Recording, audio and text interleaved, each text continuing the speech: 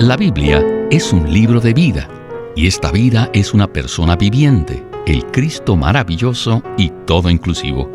Con este mensaje damos inicio hoy del estudio vida de los libros de los profetas menores. El libro de Oseas es el primero de un grupo de 12 libros al final del Antiguo Testamento, que se llaman los profetas menores. Es posible que estos libros hayan estado combinados en un solo libro en los tiempos antiguos, que se conoció como el libro de los profetas. El propio Señor Jesús hizo referencia a ese libro en Lucas 24:44, que dice: «Y les dijo, estas son mis palabras, las cuales os hablé, estando aún con vosotros, que era necesario que se cumpliese todo lo que está escrito de mí en la ley de Moisés, en los profetas y en los salmos». El libro de Oseas, como todos los demás profetas menores, está lleno de la revelación acerca de Cristo. Este libro también nos revela en particular que el anhelo profundo de Dios consiste en tener una relación de amor con su pueblo, como la de un marido con su esposa. Es un gozo estar aquí para hablar sobre la revelación de Cristo en los profetas menores. Hablaremos no solo de Oseas, sino también de todos los profetas menores. Los libros de los profetas menores son excelentes porque hablan acerca de Cristo. En realidad, Cristo es el centro de estos libros, y Él es revelado de una manera maravillosa mediante la profecía. Por otro lado, el pueblo de Dios es revelado como su esposa, su complemento, lo cual nos muestra que Dios tiene un profundo anhelo de obtener un grupo de personas que sean uno con Él en la unión orgánica, la unión de vida, y también en la unión de amor. Así es, Eric. Y ya mencioné que no hablaremos acerca de Zacarías, porque ya estudiamos ese libro en otra serie de mensajes del Estudio Vida. Pero sí vamos a estudiar los demás profetas menores. Hay otra referencia al libro de los profetas en el Nuevo Testamento, lo cual implica que quizás estos 12 libros estaban juntos en un solo libro. En Hechos 7:42, cuando Esteban hace una completa presentación del Antiguo Testamento, poco antes de ser martirizado, él se refiere al libro de los profetas. Por ese motivo, sentimos que es de mucho valor que consideremos esos 12 libros como un solo grupo, porque así nos pueden proveer más detalles acerca de la revelación de Cristo. ¿No le parece? Claro que sí. Todos los profetas revelan a Cristo, porque Él es el centro. En los libros de los profetas menores podemos ver muchas cosas con respecto a Israel y también con respecto a las naciones, pero Cristo siempre es el centro.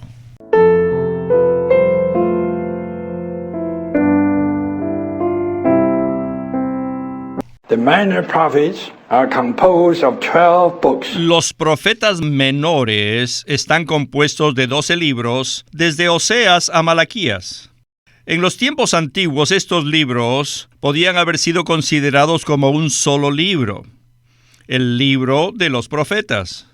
Esto fue mencionado por Esteban en Hechos 7:42, en su cita de Amos 5:25 al 27. Y puede referirse a este libro de forma colectiva. Aunque estos libros son menores, ellos completan la revelación divina acerca de la economía de Dios en sus tratos con sus elegidos, o sea, Israel, y las naciones, lo cual está cubierto en detalle en los libros de los profetas mayores, que son Isaías, Jeremías, Ezequiel y Daniel. Todos los libros, tanto de los profetas mayores como de los menores, son llamados por el Señor Jesús en Lucas 24:44 los profetas, en las cuales cubren cosas acerca de Él. Esto nos dice que cuando venimos a los profetas, los libros de los profetas, no solamente los grandes, los principales, sino también los profetas menores, tenemos que darnos cuenta del punto central del libro de los profetas. Y el punto central de los libros de los profetas es Cristo. No es el juicio, no es sufrimientos, ni son las cosas pecaminosas, sino Cristo. El contenido de los profetas es la economía de Dios en tratar con su pueblo y con las naciones, lo cual resulta ¿en qué? Resulta en la manifestación de Cristo, como la centralidad y la universalidad de la economía de Dios a fin de traer la era de la restauración. Les digo, esta oración no es muy larga, pero cubre todo el contenido de todos los profetas, desde Isaías a Malaquías. Son 15 libros, ¿verdad? Y todos ellos son iguales. Su énfasis es el mismo, y esta es la economía de Dios. Dios tiene una economía.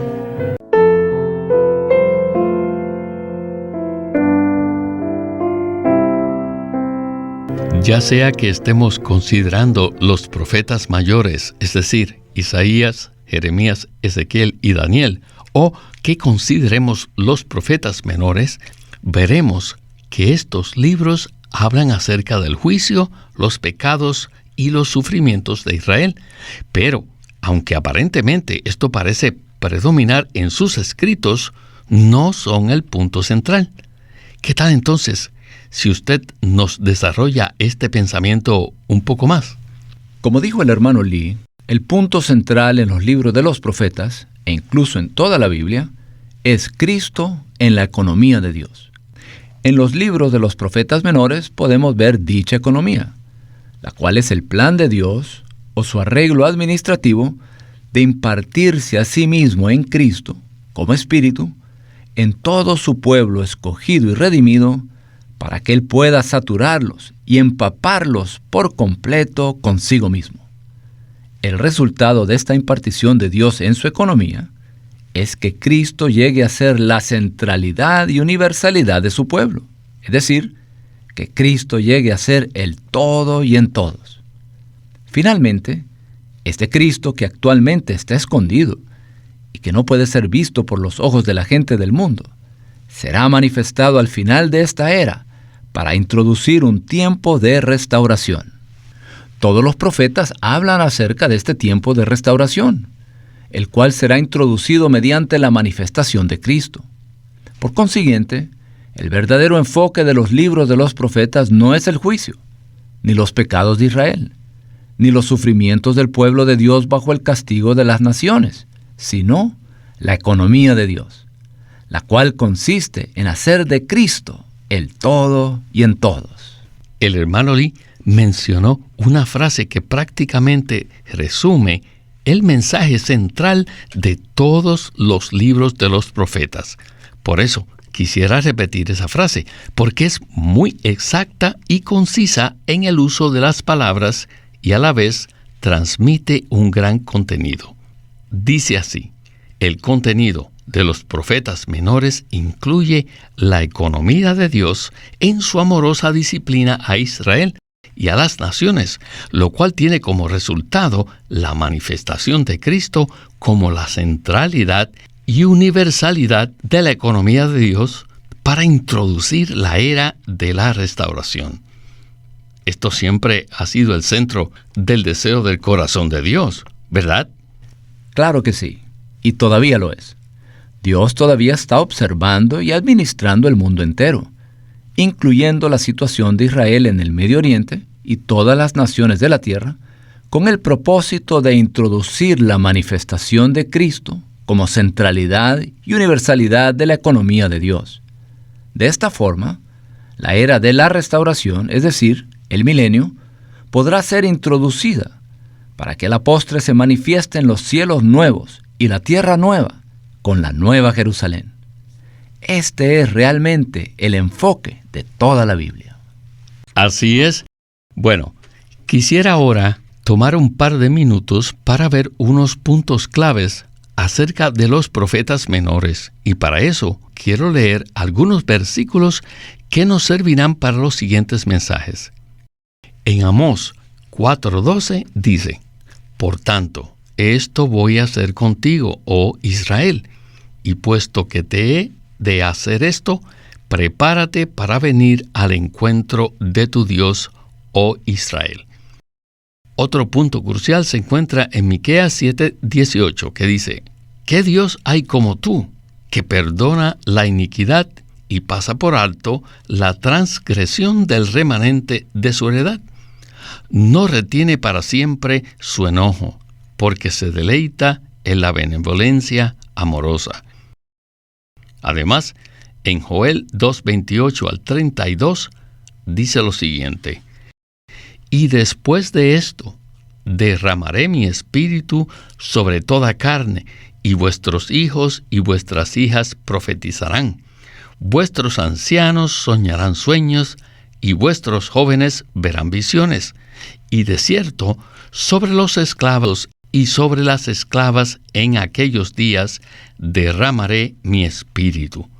Y daré prodigios en los cielos y en la tierra, sangre y fuego y columnas de humo. El sol se convertirá en tinieblas y la luna en sangre, antes que venga el día de Jehová grande y terrible.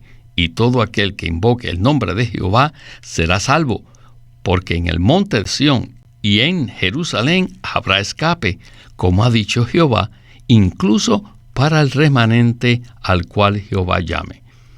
Este es un pasaje maravilloso al cual se hace referencia en el Nuevo Testamento. Luego, en Habacuc 2:4 dice: Ve, el que se hincha de orgullo no tiene el alma recta dentro de sí, mas el justo por su fe vivirá. Este versículo es muy similar a un versículo crucial del Nuevo Testamento. Y finalmente, en Miqueas 7:8 y 9 dice: No te regocijes sobre mí, oh enemiga mía, aunque caiga me levantaré, aunque me siente en tinieblas, Jehová será mi luz. La indignación de Jehová soportaré, porque he pecado contra él, hasta que él defienda mi causa y establezca mi derecho. Él me sacará a la luz, y yo veré su justicia.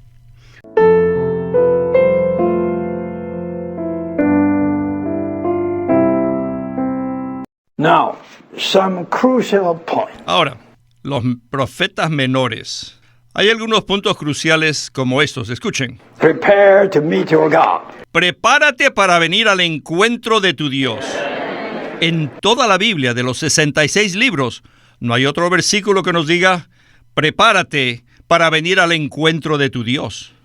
Cuando tenía más o menos 20 años de edad, en una estación del tren en Londres había un gran aviso que decía: prepárate para venir al encuentro de tu Dios. Yo creo que todas las aerolíneas deberían tener tal pancarta: prepárate para venir al encuentro de tu Dios, ¿verdad? Número 1. Número 2, Dios perdona.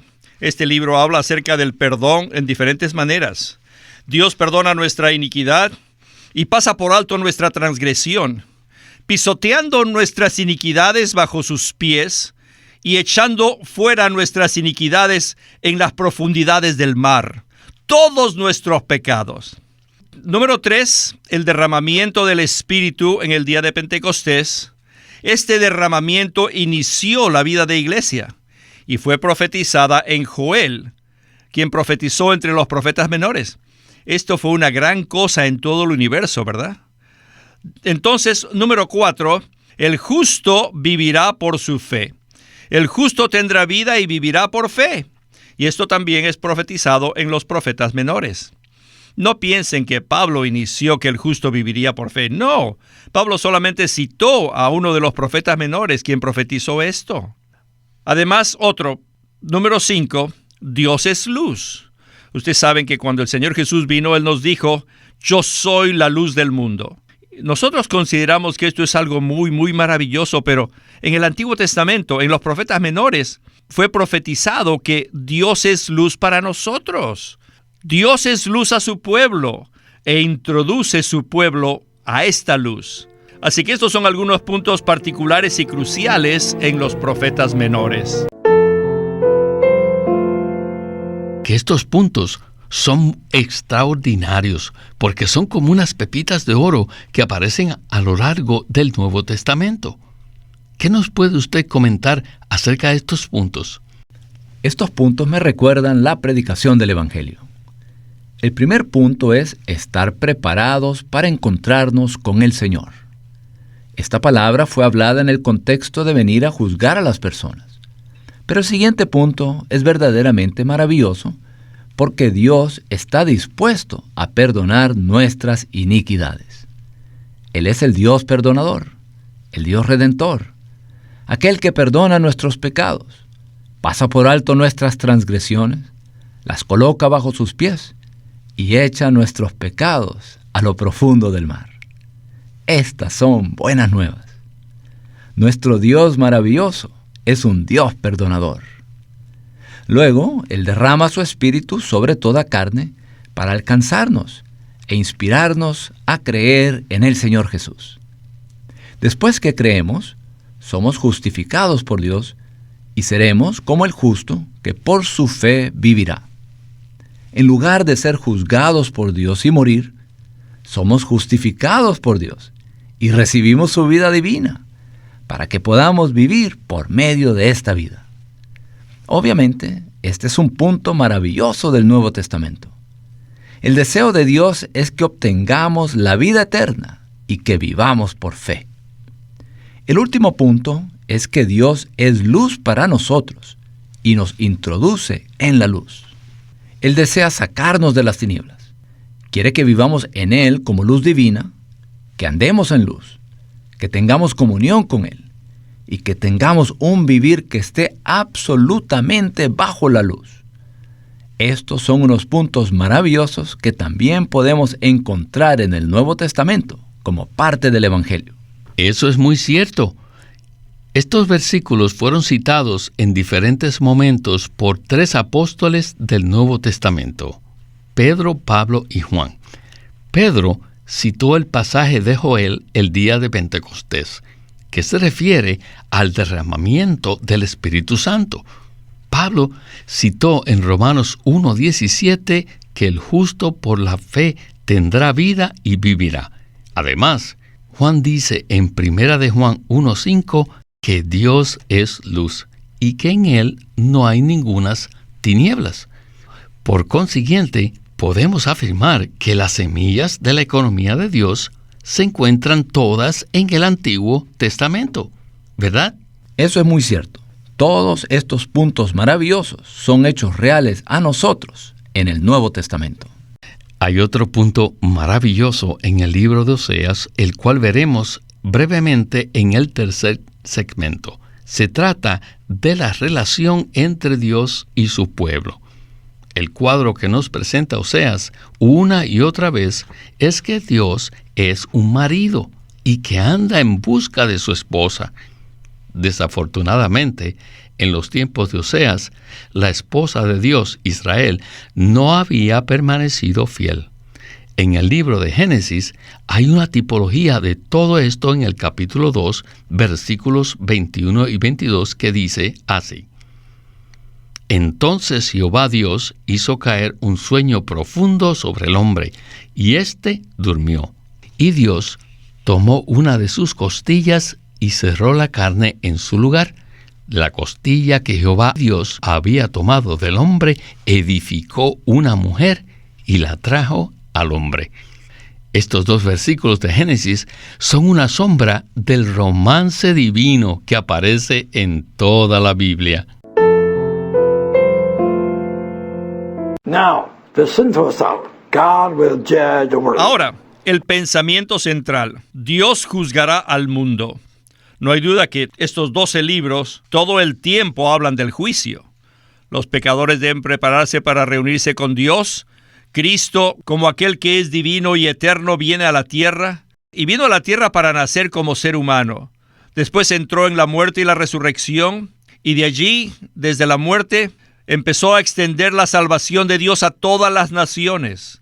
Y los pecadores que se arrepienten y creen en Él serán perdonados de sus pecados y serán justificados por Dios para tener la vida divina, a fin de que ellos puedan andar en la luz divina y llegar a ser los poderosos de Cristo, enviados juntamente con Cristo por Dios en su segunda venida. Él se levantará como el sol de la justicia y vendrá como el ángel del pacto para reinar en Sión y para pastorear a Israel. Entonces el milenio de la restauración será introducido. Ningún otro libro necesita que escribamos un párrafo tan largo acerca del pensamiento central, debido a que estos son los escritos de 12 personas. Estos profetas son los menores, pero la revelación que ellos traen no es una revelación menor, sino que es una revelación mayor. ¿Ven esto? Los profetas son menores, pero la revelación que ellos introducen es una revelación mayor. El punto central de la revelación divina en los profetas menores es igual al de los profetas mayores. El énfasis crucial de la revelación que fue liberada por los profetas desde Isaías hasta Malaquías es que Dios desea tener una unión orgánica con su pueblo escogido, como Adán y Eva tuvieron. En todos los profetas Dios expresa su deseo de tener una clase de unión orgánica con su pueblo escogido, para que Él sea la vida de sus escogidos y que Él pueda hacer de sus escogidos la expresión misma de Él. Y así ellos llegan a ser una pareja. Y esta pareja actualmente es una persona compuesta de Dios y de su pueblo escogido, de la misma manera como lo fueron Adán y Eva. Ustedes saben que originalmente no había Eva, solamente había Adán. Finalmente, Eva salió de Adán. Eva era una costilla de Adán. Y de ese pedazo de costilla fue edificada una mujer, ¿verdad? ¿Para qué? Para ser la pareja de Adán, para casarse con Adán, para que sea la contraparte de Adán, la persona idónea para Adán. Y finalmente, ellos dos llegaron a ser uno en naturaleza, uno en vida y uno en todo. Este es el tipo del deseo de Dios. Él quiere unirse con su pueblo escogido para ser una pareja universal. Este punto maravilloso respecto a la pareja universal corporativa, es decir, Dios junto con su pueblo redimido, fue un tema frecuente en el ministerio de Witness Lee. Es decir, era un tema predilecto, debido a que es el tema favorito de Dios en la Biblia. ¿Podría usted darnos una breve palabra de conclusión acerca de este romance divino? El hermano Lee dijo que toda la Biblia es un romance divino entre nuestro Dios romántico y su pueblo escogido. Dios realmente desea tener una relación romántica con todos nosotros, lo cual involucra que Él nos ame y que nosotros lo amemos. Pero también involucra una unión, porque finalmente Adán y Eva llegaron a ser uno. Esto nos indica que Dios y su pueblo escogido llegarán a ser uno. La totalidad de la Biblia nos revela que Dios desea ser la vida de sus escogidos. Él desea tener una unión orgánica con nosotros, en la cual Él entra en nosotros como nuestra vida, vive en nosotros y se expresa a través de nosotros para que lleguemos a ser su expresión corporativa.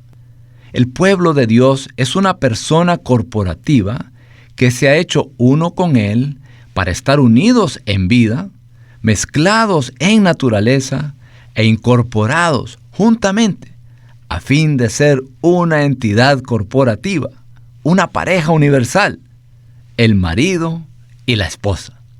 Este es el tema de la Biblia y también es la conclusión de toda la Biblia. La Nueva Jerusalén es la mujer, la esposa del Cordero.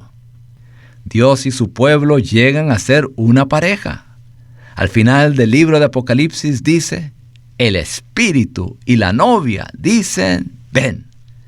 Esta pareja universal es el centro y el enfoque de la Biblia. Amén.